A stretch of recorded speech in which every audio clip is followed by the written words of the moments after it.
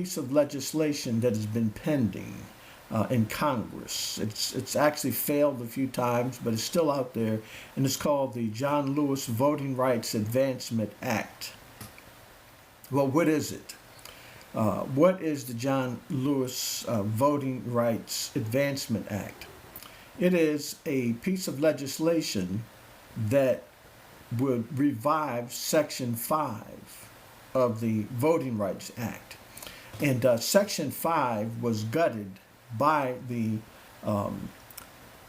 Supreme Court in a case called Shelby County versus Holder in 2013.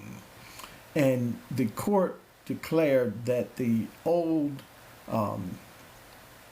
designations for under the Voting Rights Act, under Section 5, that they were over 40 years old and obsolete and therefore unconstitutional. And even though many disagreed with this holding, this is what the court's decision was. And what it did was it in essence rendered Section 5 of the Voting Rights Act ineffective. Now, what did Section 5 of the Voting Rights do? Well, first of all, Section 5 of the Voting Rights was a pre-clearance provision. And it actually was based upon Section 4, and particularly Section 4B. And under 4B, this of the Voting Rights Act, there was a designation of specific geographic locations that Congress had passed that included states like Alabama, Alaska, Arizona, Georgia, Louisiana, Mississippi, South Carolina, Texas, Virginia, and also portions of other states, like 3 counties in California were designated. There were about 5 counties in Florida designated. There were multiple townships in Michigan that were designated. There were several townships in New Hampshire. There were several counties and boroughs in New York that were designated. There were 40 counties in North Carolina that were designated, and about 3 counties in South Dakota that were designated as areas that had a significant past history of voting rights violations. They used at large elections, they gerrymandered election districts, they used poll taxes, they used literacy tests, and they used all kinds of methods that were deemed illegal to disenfranchise black people and eliminate black people as effective voters. And because of this past practice, and also because they used violence that to suppress black voters, that they were designated by Congress as being chronic violators and were listed by the Congress in the in Section 4.4B of the Voting Rights Act. It was enforceable under Section 5. And Section 5 was what's called a pre-clearance provision. And what it did was it said that you cannot just arbitrarily change the voting structure. You can't just change things. You can't all of a sudden have a literacy test, or all of a sudden change the election district and boundaries. You can't engage in these kind of actions because in the past, you repeatedly did this on the basis of race and created a discriminatory impact. And so you have to be pre-cleared. You have to actually apply to the Justice Department. It has to be reviewed. And then if they clear it, then you can go ahead and do it. But if not, you can challenge it in court. But you can't put it in effect until it's either approved by the Justice Department or authorized by the court. And this restricted these areas with these bad practices from being able to discriminate against blacks. And so this was the essence of the Section 5 of the Voting Rights Act. Now, what the John Lewis Voting Rights Advancement Act does it is a congressional provision to replace and redesignate and re-identify areas based on new information that fall into these negative patterns, and that there has to be some pre-clearance in order to pass the any changes to voting. And this has failed Congress over and over again, that they have not been able to get enough votes to pass it. And one of the reasons is because we are in an era of time where there are those who seek to disenfranchise black voters. And you have actually a majority in Congress now who are unwilling to take the steps to enable a fair election system. So this is a problem. This is a real problem. And so the reason I bring this up and talk about this Section 5 is because it was a critical part of the Voting Rights Act. There was a second part that's a very critical part, and it was Section 2. And Section 2 actually gave a private right of action so that ordinary citizens that experience voter discrimination, they could bring a legal action in court to enforce their voting rights. And of course, this current administration has argued that no right of private action should exist, and that only the Attorney General should be able to enforce the Voting Rights Act. And so the court, in a recent decision, just a couple of days ago, made a new ruling in a case called Louisiana versus Callis, I believe it's pronounced.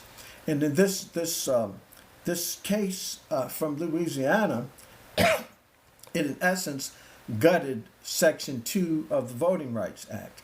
It did not go as far as to eliminate private rights of action. But in the dissent, or rather in one of the concurring opinions, Justice Clarence Thomas actually argued and took the position that there should be no private right of action under Section 2.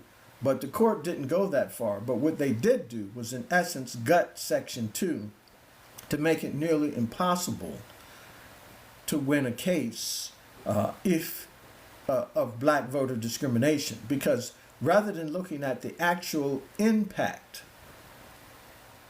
that occurs when black election districts are eliminated and blacks can no longer have the capacity to elect people of their choice that represent their community, that now they have to prove the overt discriminatory intent, which is almost impossible to prove unless the people just openly made racist statements in the process of passing the legislation, which historically they've never done.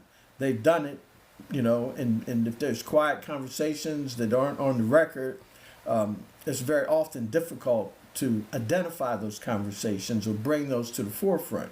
And this is what makes these cases so difficult. And the situation that we have is that this recent decision, in essence, guts the Section 2 of the Voting Rights Act, and now leaves us in a situation where the black community and many other minority communities have limited or no real protection now because the Voting Rights Act has been rendered ineffective. And this is a historic tragedy because many people marched and demonstrated. There was a lot of work that went into the Voting Rights Act of 1965 and its subsequent amendments.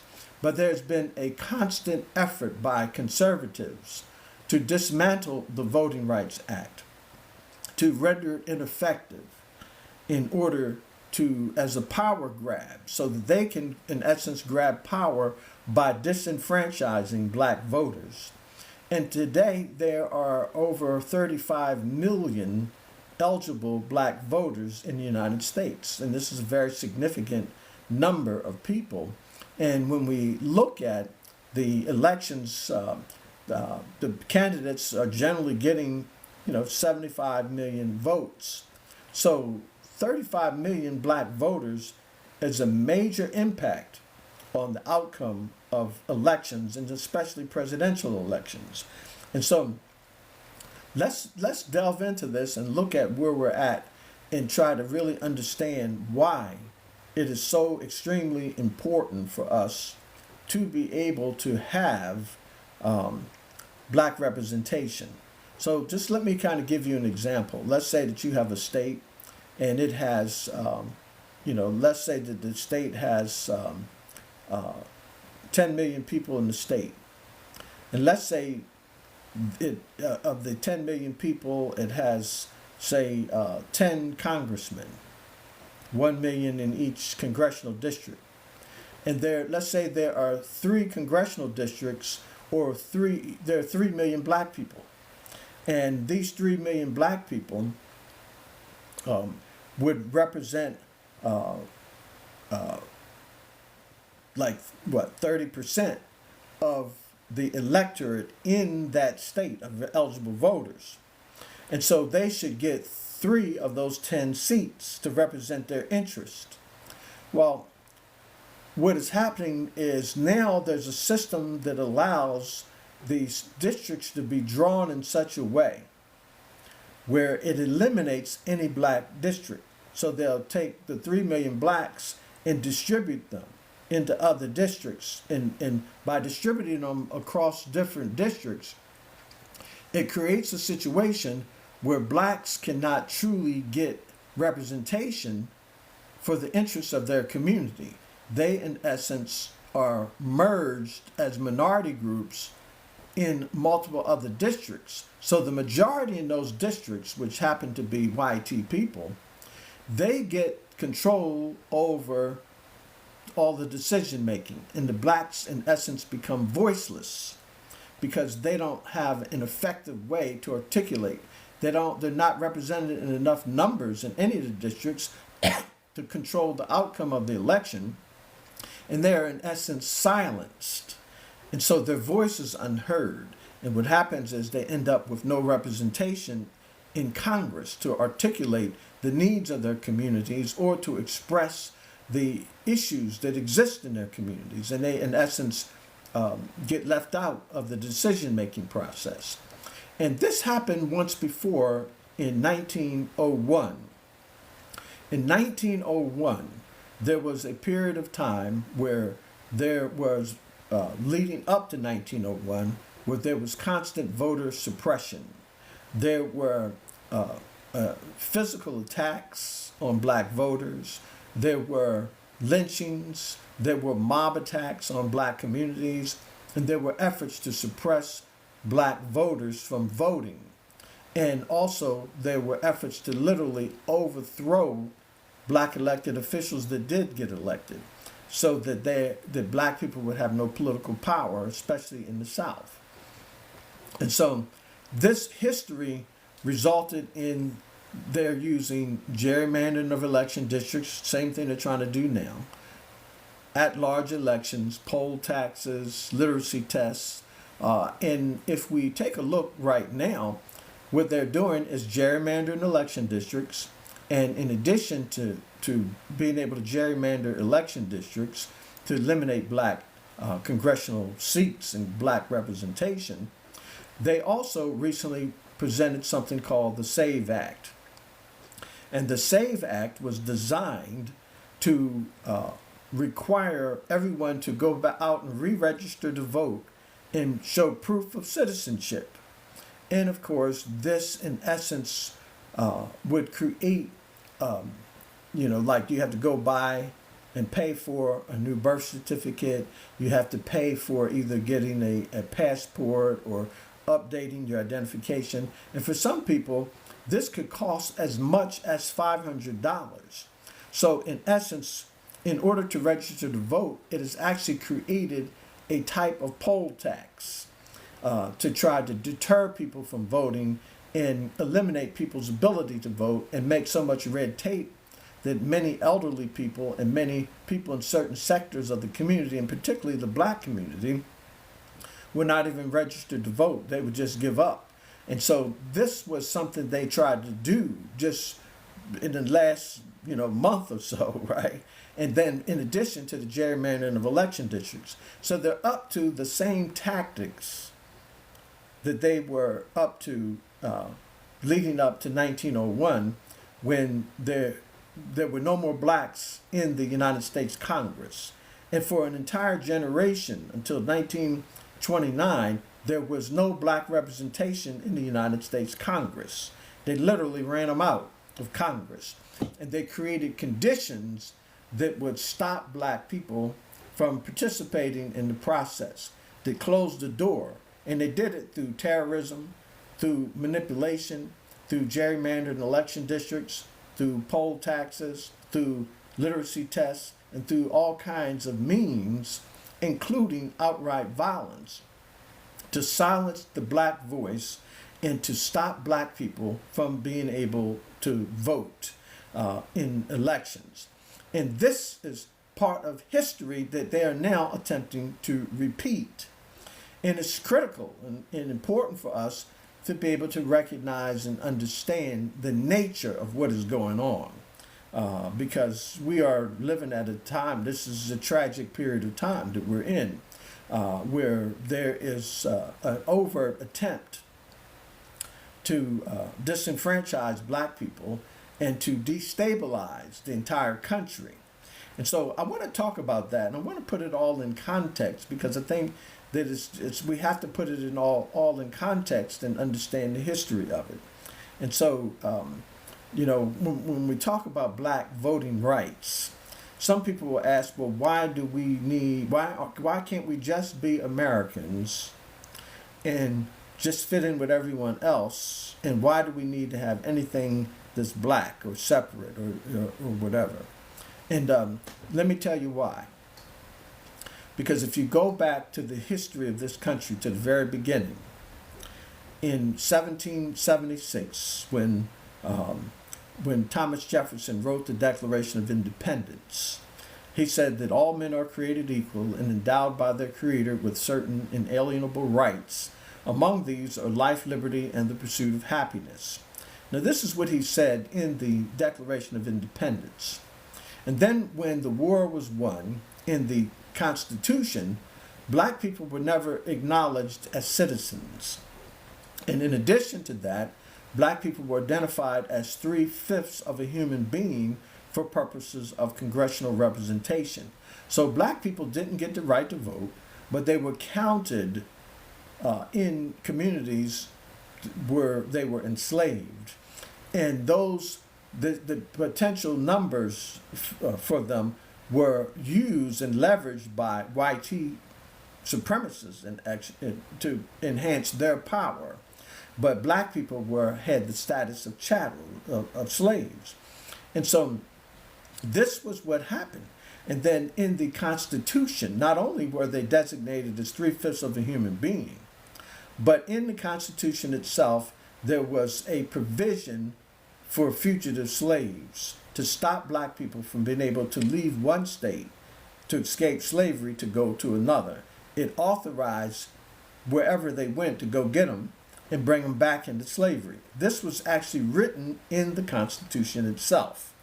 And so when we began to examine what happened during this particular period of time, we can go to 1958, where all these issues culminated in a case called the Dred Scott v. Sanford case. And in 1857, the United States Supreme Court went back, looked at the founding, looked at all of the historical evidence and facts, and they said that the founding fathers had no intention that black people would be citizens of the United States, and they had no rights which white people were bound to respect. This was the highest court in the land. The United States Supreme Court declared this, and the United States Supreme Court interpreted the meaning of the Constitution and the Declaration of Independence and declared that the founding fathers had no intention that black people would be citizens of the United States. They didn't even recognize black people as people at the time. They were considered property, chattels. And this is what the law established through the legal system of the United States Supreme Court. And if you go back and look at the early period of time, that during the American Revolutionary War, General George Washington actually barred blacks from being able to join the Continental Army. So no black person was allowed to join the Continental Army at first. And it wasn't until the American colonists were losing the war.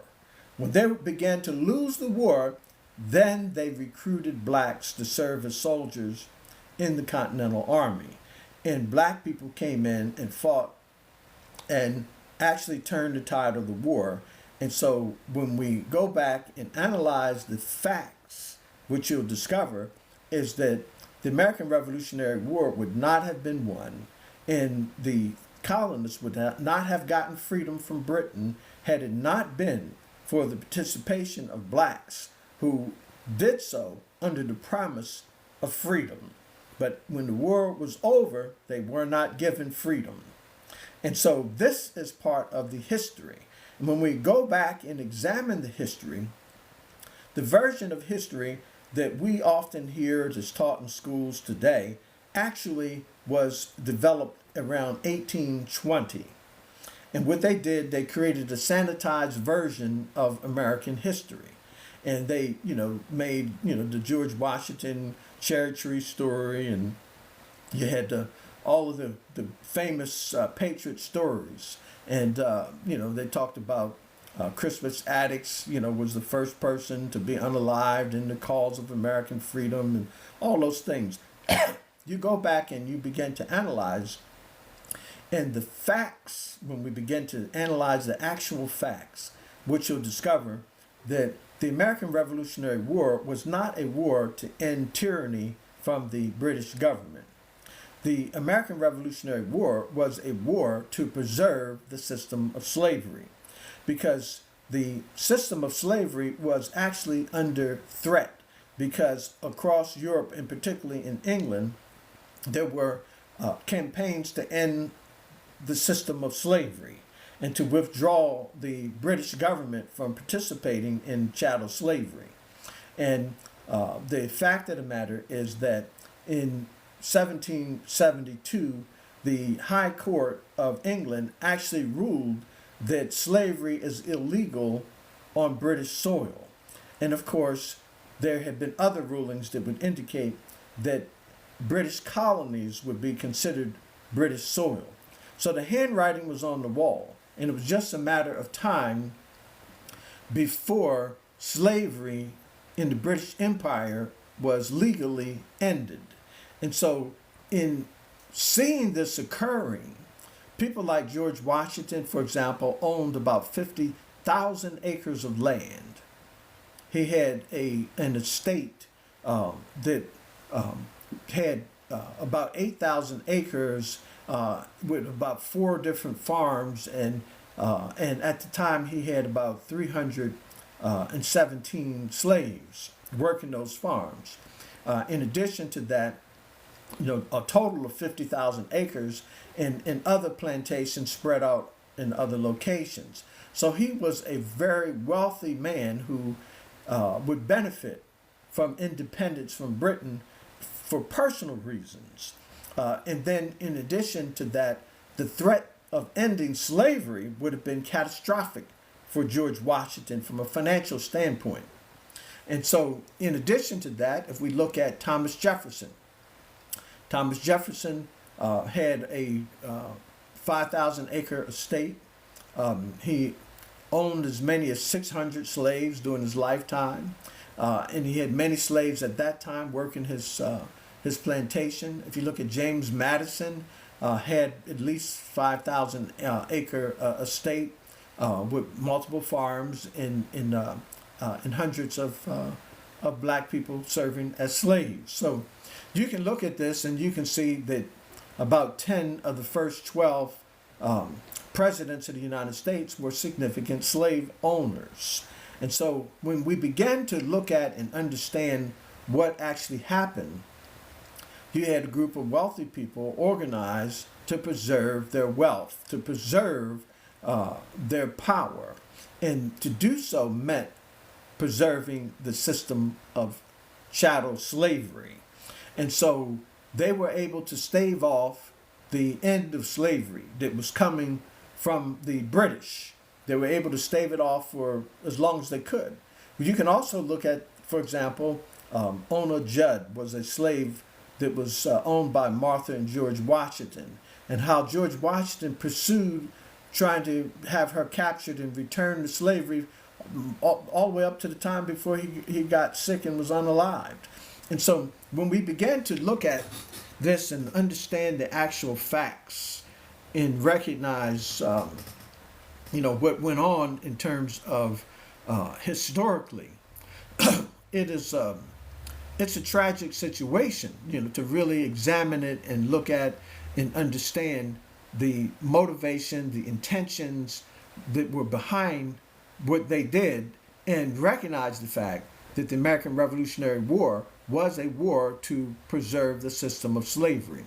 And we could go through and debate all of the different fine elements of it, but just imagine a group of people saying that they're patriots, but instead of boldly standing up, they dress up as Native Americans and throw the tea overboard.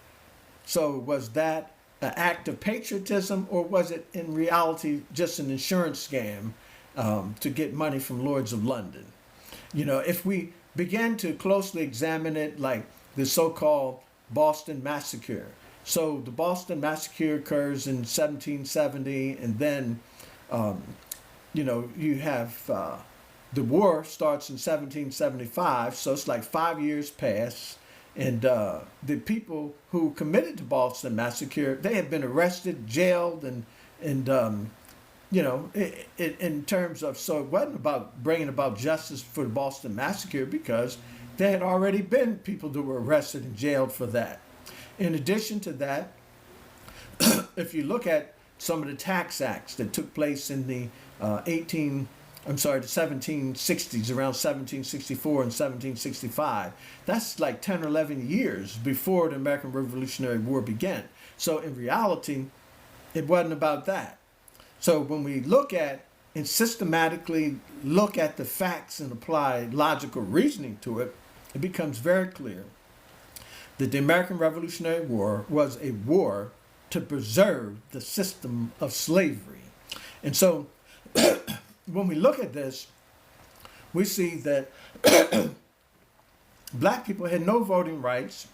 They weren't even considered citizens.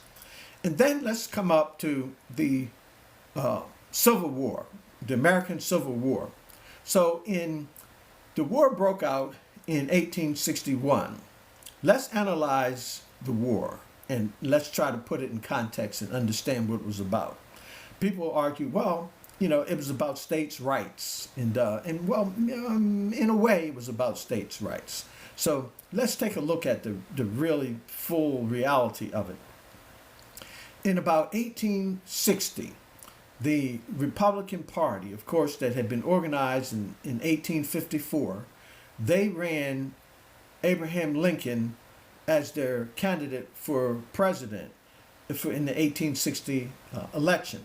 The platform for the Republican Party in 1860 was to stop the expansion of slavery west into the Western territories. So there was a substantial amount of land available in the Western territories. And northern bankers and other wealthy people in the north, they wanted to bring immigrants, which they did. They brought millions of immigrants from Germany and Ireland and in Italy and in Eastern Europe, and they brought millions of immigrants in to the United States that settled the Western territories, and they were all provided land and homesteads and all of that. What they did not want was the expansion of slavery, where just simply wealthy landowners bought up land and produced more and more slaves and enslaved more and more people, because it wouldn't give any outlet for the building of their plan, their vision for America by bringing all these European immigrants to the Americas and settling them on the land to the west. And so they opposed the expansion of slavery westward. What is very critical to understand about the 1860 Republican platform is that the platform did not oppose slavery in the southern states where it existed. There was nothing in the platform that actually argued for ending slavery in the southern states. And if we look at that history and understand that history, what we'll find is that at that time there were a total of 33 states in the United States. 18 of those states were free states in the north. And then there were 15 slave states, states where slavery was legal. And so when we began to really understand this, that this region or area of these 15 slave states where all of the slaves were located, the Republican Party did not oppose maintaining slavery in those states as it currently existed in 1860. They just simply didn't oppose it. And they didn't take any action. Their platform wasn't to end it or eliminate it or any of those things. That the fact of the matter is that their basic position was that it was okay to continue slavery. It was okay for slavery to be maintained in the southern states. But what happened is after they won the election, South Carolina, who had multiple times already tried to break away from the Union for multiple different reasons, they basically argued that by allowing the Western expansion to proceed without a balance of power, where there were free and slave and free states, you would eventually get more free states and they could outvote the slave states and they would then lose their power, the South. And as a result of this, they decided to break away from the Union, and they seceded from the Union, broke away.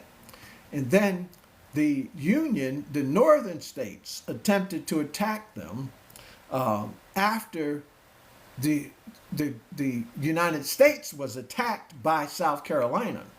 And so the United States actually attacked the central government at Fort Sumter.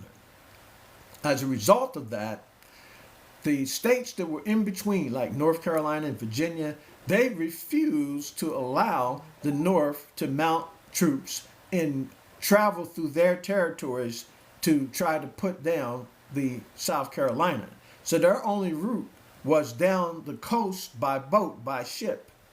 And what happened is, as the war started and developed, all of the southern states, there were these 15 slave states, joined into with South Carolina to form the Southern Confederacy and created the Confederate States of America.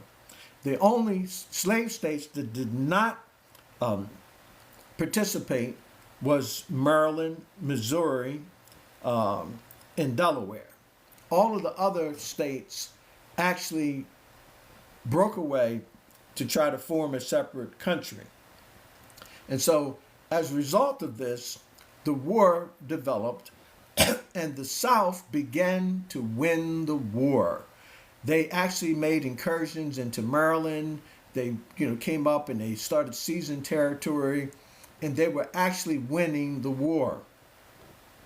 At which time, Abraham Lincoln, who had refused to allow blacks to participate as soldiers in the Union Army, he now was forced into a position where, in order to survive, he would have to recruit blacks to be soldiers on behalf of the Union. And what happened is that because of this situation where they were now losing the war, even though they had refused to work to try to end slavery in the southern states, they now were in position where they had to call on black people to fight on behalf of the Union. So the Emancipation Proclamation freed black people in the states in rebellion. So the Emancipation Proclamation did not free black people that were enslaved in Delaware. It did not free black people that were enslaved in Maryland. And it did not free black people who were enslaved in Missouri. It only freed those people in those states that were already in rebellion. And so this freedom, black people in those states had already began to rebel on their own and break away.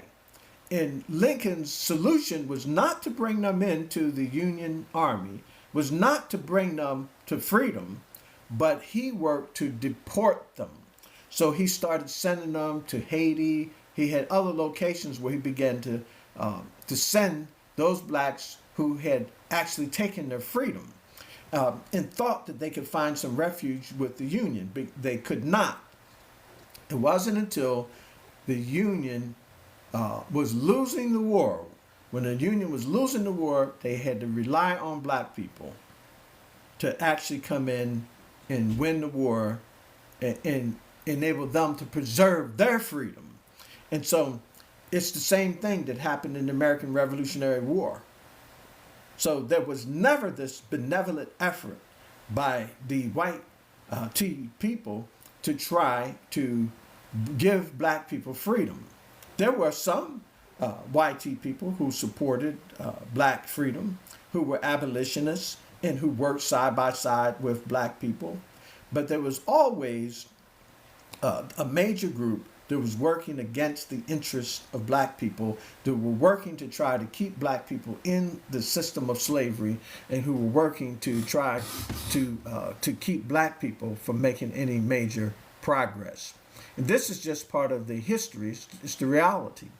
And so black people turned the tide of the war, and the Union won the war. After the Union won the war, there was an effort to establish the 13th Amendment. And the 13th Amendment was ultimately established because black people had fought and struggled. And you also have to remember that states like Louisiana had a majority black population. Mississippi had a majority black population. Alabama had a majority black population. South Carolina had a majority black population. And many of the other southern states had near majority black populations. And in a fair situation, with black people now getting the right to vote, black people had enough power in order to get the 13th Amendment and to get not only the 13th Amendment, but the 14th Amendment passed, and also to get the 15th Amendment passed, giving them the right to vote. So as a result of this Civil War and its aftermath, and as a result of black people, in essence, taking their freedom and being able to participate in the system during this period of Reconstruction, rebuilding the nation after the war, black people gained the right to vote. Black men gained the right to vote. And those voices that had been in rebellion, that rebelled against the United States, they lost their right to vote and participate in elected office.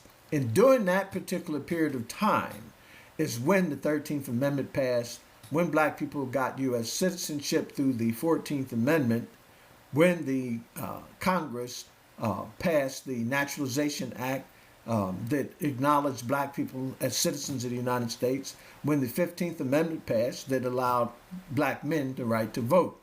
And so when we look at all of this and combine it all together and recognize what happened, is that in 1877, the Republican Party made a deal with the South. And the deal that they made was called the Great Compromise, or the Compromise of 1877, and was also known as the Hayes-Tilden Compromise. And this compromise was that the Republican Party would withdraw federal troops from the South that protected black people and that allowed black people to have the right to vote, that allowed black people to have some level of freedom. And even though there were lynchings and all kinds of stuff going on, there was still some regulation over it, and there were military garrisons and military governorships, in essence, that controlled the southern states. But this was taken away in 1877. And when this was taken away, this re-empowered the Southern Confederates. And as a result of that, they then began a reign of terror on black people. And so just some of the things, for example, I wrote a book called New Black America History Primer, and I don't know if you can see that. That lighting is bad, you can't. But anyway, and what it does is it talks about, like, for example, in 1873, about 60 blacks were attacked at the Colfax courthouse by a mob of 300 armed YT men to stop black voters from election victory. In 1874, a group called the YT League attacked black voters in Barber County, Alabama, to drive them away from the polls. 7 blacks were unalived, 70 injured, and over 1,000 driven away from voting. In 1874, up to 300 blacks were unalived in the Vicksburg Massacre, when armed YT people attempted to force the resignation of an elected black official. There was the 1875 Clinton, Mississippi Massacre, where up to 50 blacks were unalived by YT mobs. We go to Hamburg, South Carolina. A mob of 100 armed YT people attacked and killed blacks. And the list goes on and on. We can go through, and there was over like 100 of these attacks that were documented primarily to suppress black people from voting, or to literally just destroy the ballot boxes in places where black people won and erase their win. And this occurred over and over again. And then eventually the Supreme Court passed the Plessy decision in 1896, and it was a culmination of events that took place. And then by 1901, there was no black representation in Congress, and black elected officials had largely been eliminated from everything from local town councils to school boards to to mayors, or members of any legislatures, and in Congress. So black people's political power base was completely eroded during this particular period of time, and the Republican Party enabled it by their actions. Even though there were efforts going on before the compromise, when the compromise occurred, the Republican parties took a hands-off approach and let this reign of terror against black people proceed. And it proceeded up to the point where there was no black representation in Congress. And blacks had no real political power all across the country.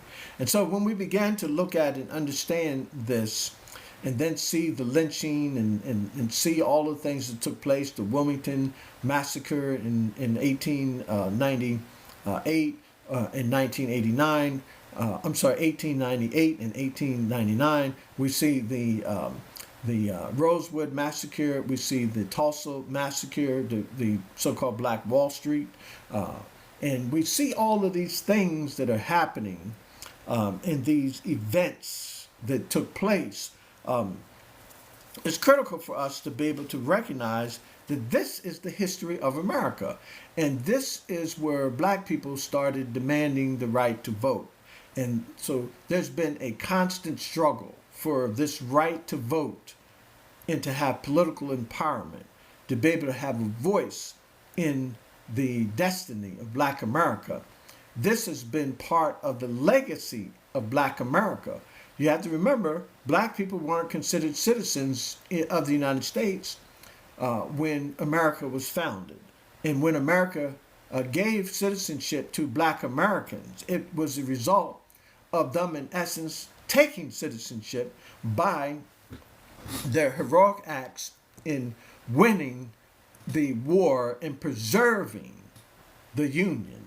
And so when we began to really examine what happened and put together the facts and understand the struggles that Black people went through, and then to understand the fact that Black people continued to work and build politically, and they worked within the context of the Republican Party, even though the Republican Party betrayed them with the Compromise of 1877, and even though the Republican Party failed to protect them.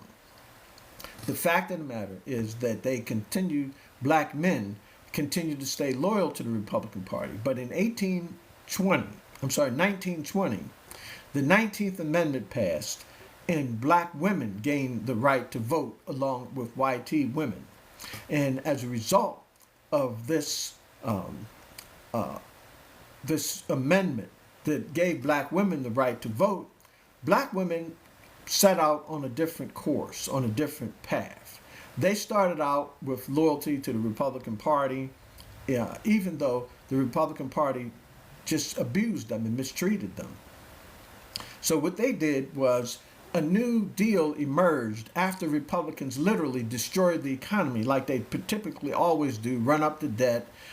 They claim fiscal conservatism, but then they run the national debt up and run the economy in the ground and loot the economy and loot the American people. That's just their historical pattern, and it has always been that way. And anyone critically actually observing that could see that just based on the basic evidence that's available. But anyway, the stock market crashes. This is the period of time of the so-called robber barons, and the Republican Party, their supporters have looted the country, and now the country's in a Great Depression. It's almost they done destroyed the country. And what happens then is the Democrats come forward with primarily a new coalition of Democrats, create the New Deal Democrats. So the Democratic Party then shifts into becoming the New Deal Democrats. And Dr. Mary McLeod Bethune organized the National Council of Negro Women. And they organized Black women to vote and then eventually Black men to vote. And they formed an alliance with the New Deal Democrats. And as a result of that, they ushered in a whole new era of progress for Black America. And without that, there would not have been. Black people would have continued to stay in the condition that they were in. But what happened is this alliance formed. And as this alliance formed, the faction of Southern Democrats that were part of the people that did the lynching in the South, that committed the atrocities against Black people in the South, that were part of the Confederacy, that group of Democrats actually broke away from the Democratic Party, broke away from the New Deal Democrats, and they created something called the States' Rights Democratic Party. They created a separate and distinctive party. And in 1948, they ran Strom Thurmond, a U.S. senator, a Southern segregationist senator from the state of South Carolina. They ran him for president of the United States and lost. They ran him against the Democratic President Harry Truman. So they literally ran their own separate candidate against the Harry Truman in the Democratic Party. And then after they lost, they split away from the Democrats completely and joined the Republican Party. So people like Ronald Reagan shifted from being a Democrat to a Republican in 1962. Strom Thurmond himself, who had ran for president in 1948, he broke away from the Democratic Party and became a Republican in 1964. Jesse Helms, a Southern segregationist from North Carolina, broke away from the Democratic Party and became a Republican in 1970.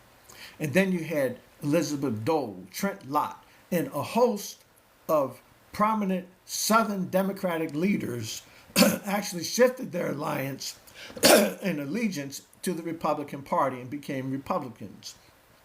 In addition to that, massive numbers of voters shifted their alliance across the South, because many people may remember the term the Solid South, and that was because the Southern Democrats, they controlled the Southern states. And these Southern Democrats actually shifted away from the Democratic Party and became Republicans. And this is why today, if you look at electoral maps, what you'll find is that the Southern states, the Southern Confederacy, is now a Republican stronghold, that they are the red states. And so these red states across the South are a shift from when they were part of the Democratic Party. So today the Democratic Party is not the Democratic Party of the times of slavery and Jim Crow segregation. It's a completely different party has emerged. And the Republican Party is no longer the party of Lincoln. It is the party of the Southern racists, in essence, took over that party. And that's what exists today. And this is why you see the Republican Party supporting things like voter suppression. And this is why you see the Republican Party supporting gerrymandering of election districts.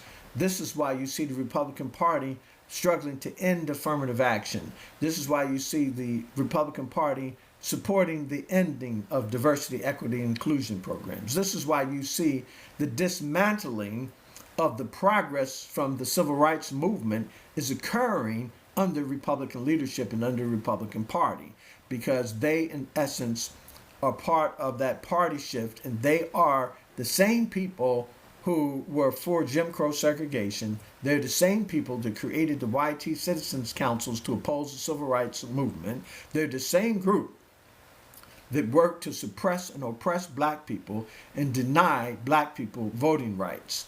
And they are the group now that has been working continuously to end the power of the Voting Rights Act by gutting Section 5 and by eroding Section 2. And they have been very successful in doing that so far. And what is happening now is that there's been a major erosion of the rights of black Americans as a result of this movement that they have. And I want to talk a little bit about this movement. I think it's critical for us to actually look at it and to actually examine this movement.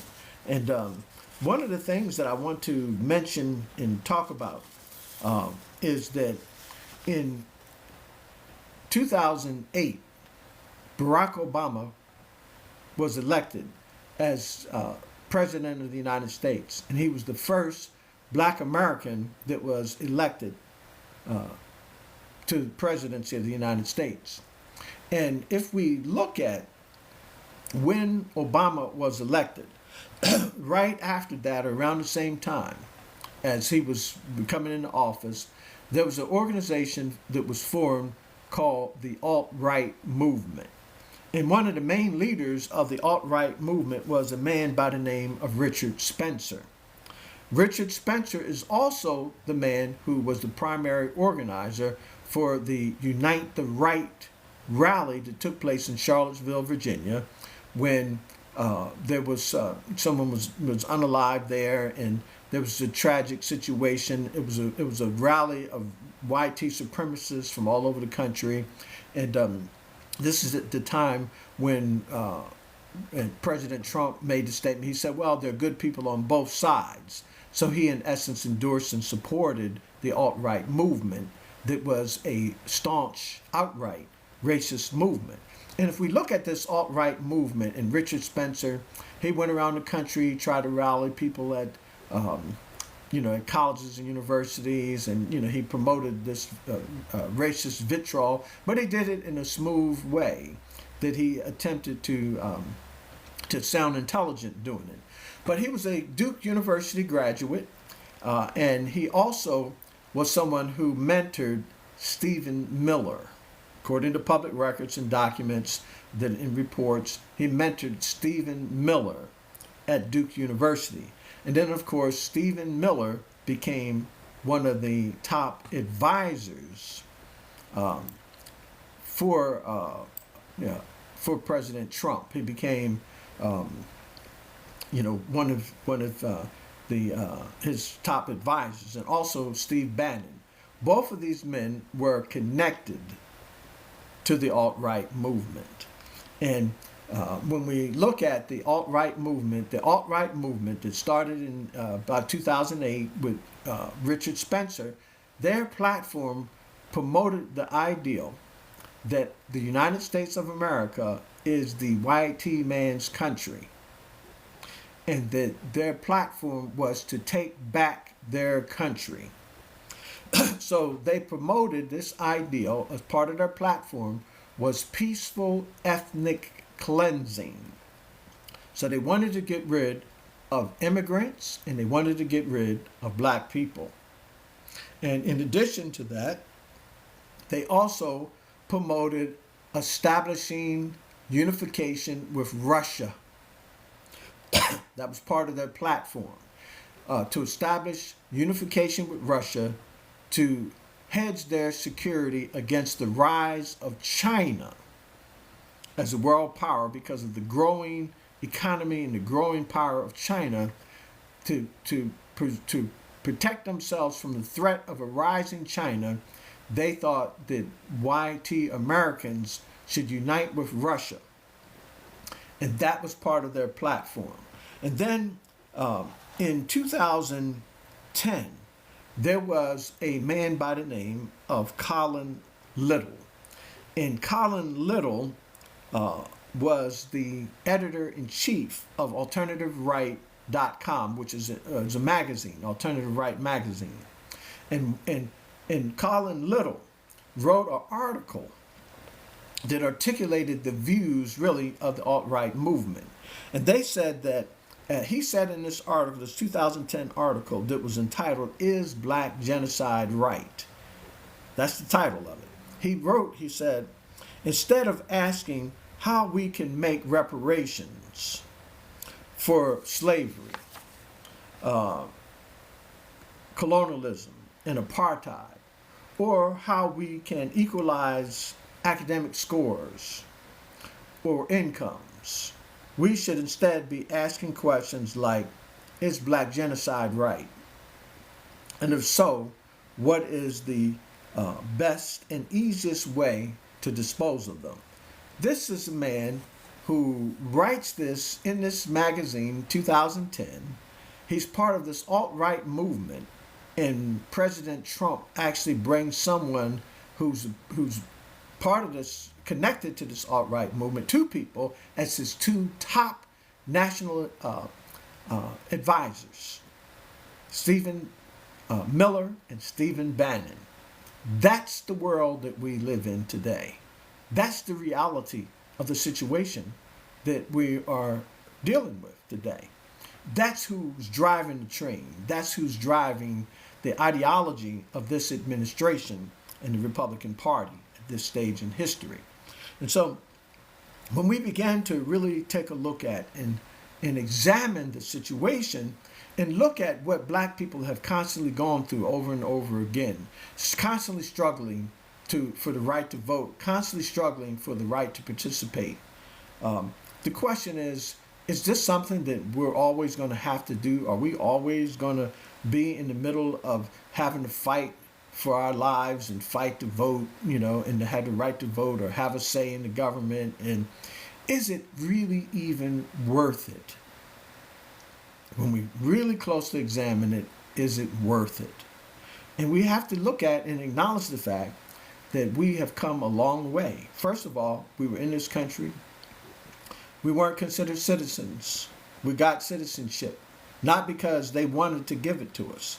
We got citizenship because we, in essence, took it. We forced their hand where they had to give us citizenship. They couldn't survive without us. And we're in a situation now today where we are 46.9 million black people in America.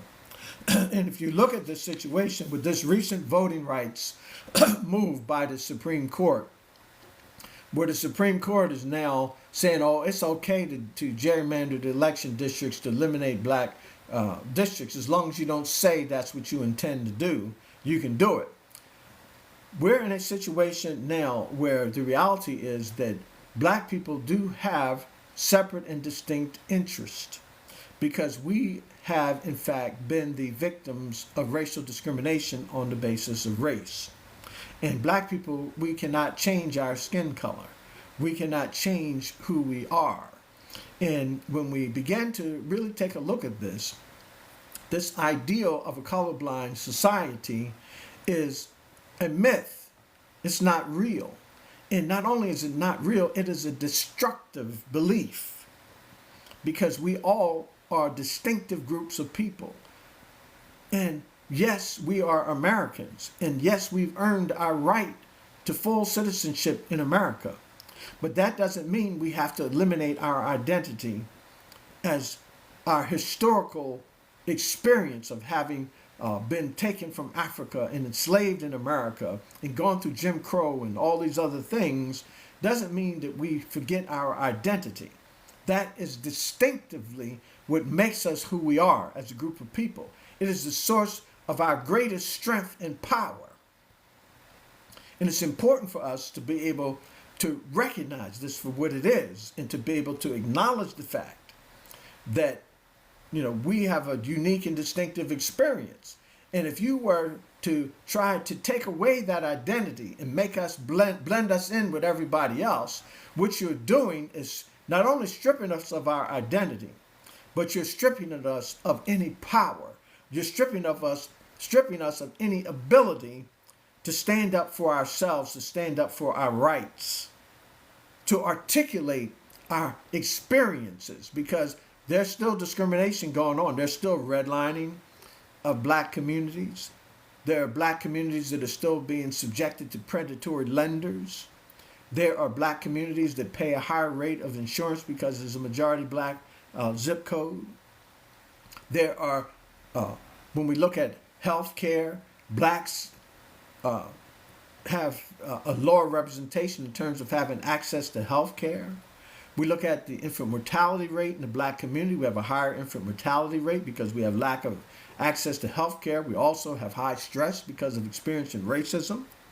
When you look at wealth, the average YT family has between 13 and 17 times the accumulated wealth of the average black family. And it has deep historical roots to it. If we look at the situation, what we'll find is that you find the average black person, their income is about 60 to 70% of what the YT income is, often for the same job. In addition to that, we can see the educational disparities, the 20 to 40 point academic achievement gaps that actually have nothing to do with the abilities of the students. It has to do with structural racism that exists within the system. The vestiges of slavery and Jim Crow segregation, institutional racism, they still exist today. They still stand as a barrier to black progress. So it's a myth and a lie that we live in a post-racial society. We do not live in a post-racial society. You have some modern generations who have gone through a circumstance where their situation is that they grew up going to school with YT kids, but they still were not taught about the American Revolutionary War, and it was a war to preserve slavery. They're not told that when America was founded and they talked about the Declaration of Independence and all that, they're not told that the Supreme Court later said that when the founding fathers had no intention that black people would be citizens of the United States and have no rights which YT people are bound to respect. They are taught that, Abraham Lincoln freed the slaves, but they're not told that Abraham Lincoln had no intention, the Republican Party had no intention of freeing black people in the South. Circumstance, divine providence resulted in black people getting their freedom. It was the intervention of the hand of God Almighty that came into being and that forced the situation, and black people rose to the occasion and turned the tide of the war. So let's not get it twisted. Let's look at the reality of where we are today. And we go back and take a look at those marchers on Edmund Pettus Bridge who were beat by state troopers and by police in Georgia. And we look at and understand what actually happened, when these black people struggled and fought to gain voting rights, and how these marchers and demonstrators and how they were, had dogs sicked on them, water hoses turned on them, they were beat and many unalived, and how this opened the door to a Voting Rights Act. And this Voting Rights Act then gave black people some real capacity. And as a result of this Voting Rights Act, eventually, they elected a President Clinton who appointed 8 black cabinet members. At that point, there had never been more than 1 black cabinet member. And usually it was for transportation or housing, and they had no power. And so during the Clinton era, blacks for the first time gained significant roles and representation within the federal government. In addition to that, under Barack Obama, 8 blacks in cabinet level positions. Under Joe Biden, 7 blacks in cabinet level positions. So this was look at how many does Trump have? How many did he have in his first administration? 1. So let's be real about it. Let's understand what's really going on and where we really are, and understand the fact of what history actually shows us. And so when I examine the facts and understand the facts, it's not poor me, I'm black. I'm very proud to be who I am, and I'm very proud to recognize and understand our history and struggles. And when I take a look at it, I'm not talking about us, less woe is me type of thing. I'm talking about we have to take some action now, as we've always in the past. We've always had to stand up and take some action to put America on a correction course. America is in a situation where it is in the process of destroying itself. And under the Trump administration, it is going at breakneck speed to destroy itself. America is destroying its relationship with its allies across the world. It's destroying its global power base. America is being ruined right now. And if true patriots don't stand up, because the other people talking about they patriots, well, they're not patriots, they are traitors to America. They're working to destroy America. And unless the true patriots of America, black people and the allies of black people, stand up, unless we stand up, this country is not going to last much longer. It's going to plummet into chaos. And you won't be safe in the streets of America. America will plummet into complete and total chaos. And you may think that well, you got some weapons and all that kind of stuff. Well, the problem is everybody's got them.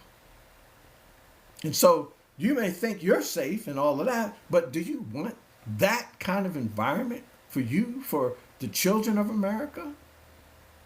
These are people who, school shootings is just, they don't even care about school shootings. They don't want to take any actions that will make the country a really better place. They are so immersed into a destructive ideology. They're The scripture talks about it, says, "Oh, generation of vipers." It's it's out of the abundance of the heart. These are people with a wicked heart. They are corrupt to the core. Racism is a corruption. It's a wickedness inside the core of the very human being that makes them rotten to the core. And God looks upon them and hates them. That's the reality of the situation that we're in right now. And if you begin to look at it, you see people saying, "Oh, praise the Lord," and "Thank you, Jesus," and we're Christians, and you have those people, but they support capital punishment. They want to cage and get rid of immigrants. There are people that want to take control over women's bodies and control women's decisions. There are people who disdain the rights of other people, who think they are better than thou. And Jesus condemns them. And you might think that it's just spiritual and you talk about it in church or whatever, but this is a real thing, and judgment is on America. Judgment is on America. And if we look at, like in scripture, Jesus says that in that day, many will cry, "Lord, Lord." And Jesus will say to them, "Get away from me. I never knew you, you workers of iniquity.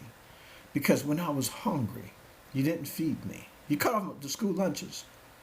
When I was sick and in prison, you didn't visit me. When I was a stranger, you didn't take care of me. You put me in a cage and tried to deport me and strip away my citizenship and you committed atrocities against me. And then you constantly lied and just promoted disinformation and lies constantly." And so that's the reality that we're dealing with. That's the world that we live in. That's the situation. So when we look at it and we understand it, Scripture, man, it's a prediction against America. It's a pronouncement of judgment, condemnation of America. But you got people running around shouting, "Praise the Lord, hallelujah," and "Thank you, Jesus," and all this kind of stuff, when in reality they don't even know God. They have no concept of God at all, in terms of to be able to look at and understand how God views them and how God views the world in which we live, and the kinds of atrocities that are taking place on a day-to-day basis. You look at the atmosphere that has been created since Donald Trump has been in office. It's constant dissension, constant trying to rip people apart, constant dividing instead of trying to heal America and bring America together to work together to build a harmonious society. He's tried to put the Democrats against the Republicans and split the community and divide the community and have one group against the other while he's looting and robbing America. That's where we're at. That's the situation that we have. And so we've got to understand the nature of where we are. We've got to understand the nature of the situation. So when I talk about black voting rights have always been the barometer. It's been the bellwether. It tells us the conditions and the weather conditions in America. Because when black voting rights are suppressed and black people's voice is silenced and black people are cut off from being genuine participants in the electoral process, when black people are cut off from the right to vote, America is in deep, deep trouble. Because America was, when we look at the whole idea of America, I go back and I think about Thomas Jefferson wrote the Declaration of Independence.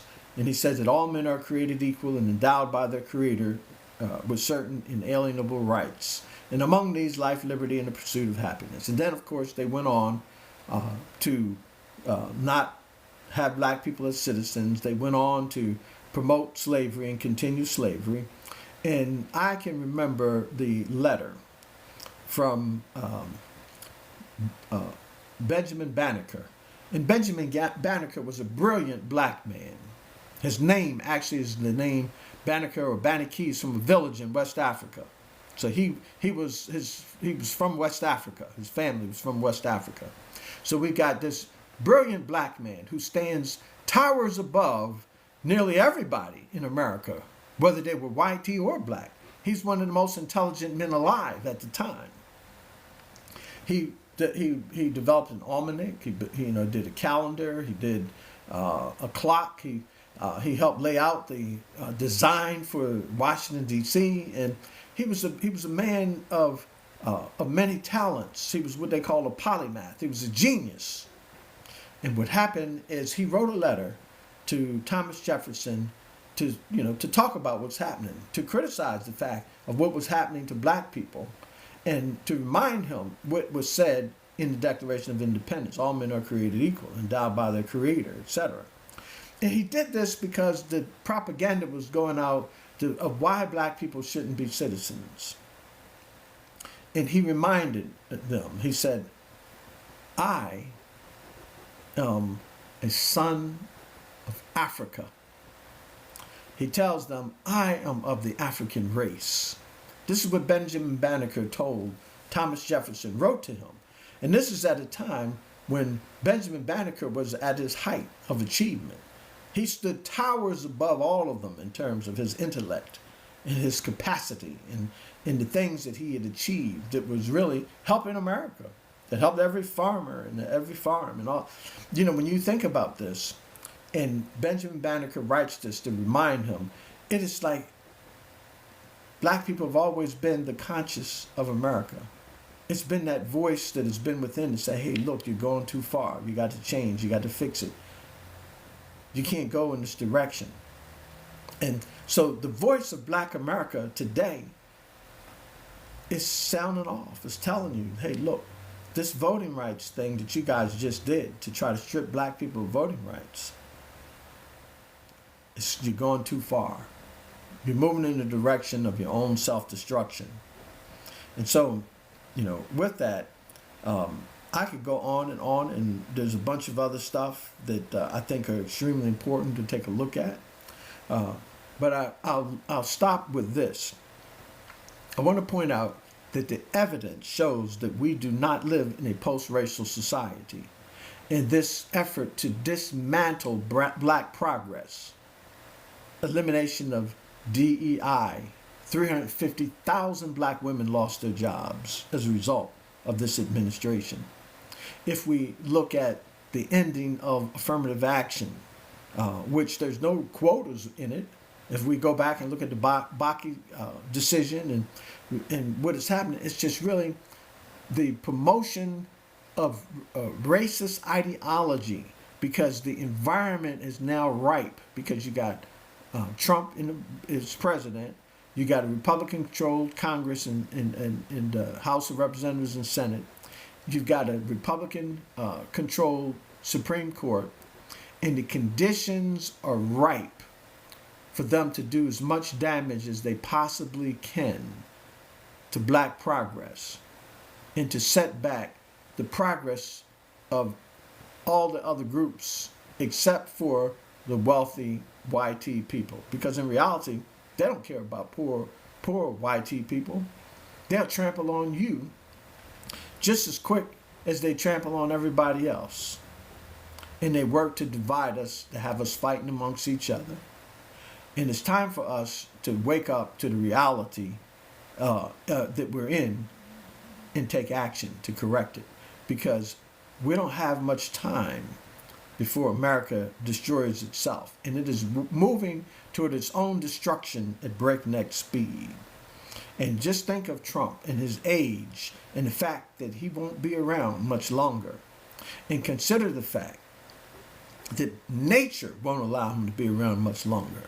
And if he dismantles and destroys the system that has been built up for over 250 years, then what happens next? Where does America go from here?